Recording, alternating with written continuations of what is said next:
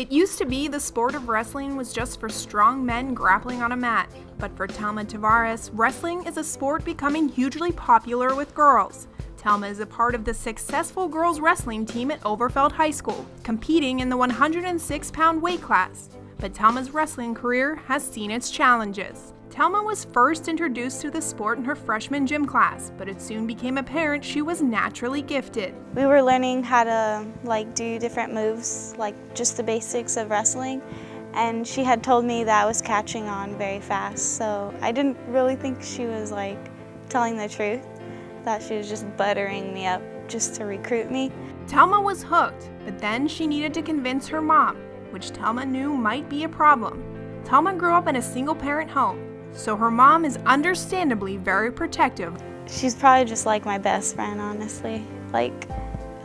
She's been there through thick and thin, and I have the closest bond with her. Her mom's her number one fan and supporter.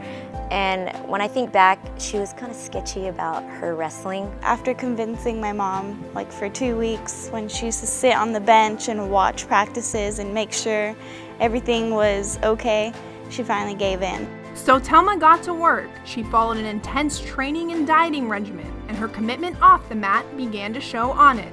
The accolades began piling up, but then Telma's health took a turn for the worse. Last year I had an incident where I kept fainting. I think it was from the intense workouts and the hard dieting. She's a really high achiever. We're up at 6:15 in the morning here, weight training, and conditioning. After readjusting her diet and minimizing the stress, the fainting episode stopped, and Telma went back to work. But at the CCS Championships last year, she hit another bump in the road. It was my last match of the day.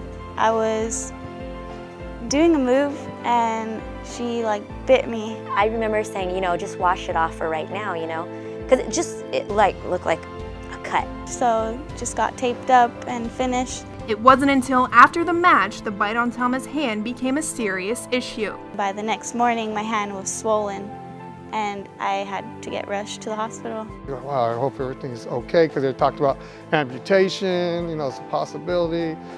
Should lose some of her fingers. When it started happening, we kind of realized, wow, really? Out of just one little scratch. And at first, it was just the bite, and then I seen it over time, it was getting worse and worse. I spent 4 days in the hospital fighting the infection because it was at my elbow already. So they said if I would have waited another hour, I could have had my heart stop. Thankfully, the doctors were able to stop the infection, and after taking a series of antibiotics, the infection was finally gone. Now, a year after the incident, Telma is back on the mat and at the top of her game. She placed second at the CCS Championships and competed in her second state tournament last weekend. I almost started the year off kind of slow, but you could see, gradually she was getting better and better and better. So she's come a long ways in this whole year. Yeah, it's really impressive. She worked hard, and she really deserves it. Telma has overcome so much to be where she is today, but she knows she wouldn't be here without the one person who has been by her side through it all. Her best friend, her biggest fan, her mom. I always get this from my mom, that she said don't let anything stop you. And I've been growing up single parent, and it's kind of made me if she can do something very big, then I think I can deal with a lot of issues and still be able to succeed.